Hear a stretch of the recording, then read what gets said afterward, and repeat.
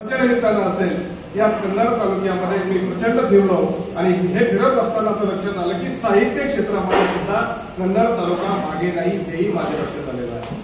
आणि म्हणजे या परंपरेमध्ये जेव्हा मी साहित्यिकांचा शोध घेत होतो तेव्हा आदरणीय आम्हाला सगळ सर हे नाव माझ्यासमोर आलं आणि आम्ही एकाच महाविद्यालयामध्ये नोकरी करत असताना आणि सरांशी सातत्याने चर्चा व्हायची आणि तेव्हापासून सर आता सेवानिवृत्त आहे तेव्हापासून ते आजपर्यंत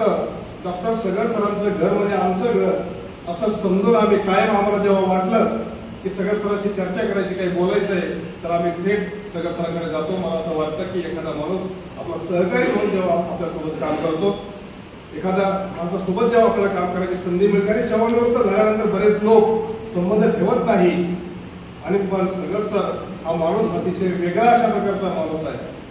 असं होत नाही कधी की सगळ सरांचा आमचा कधी 8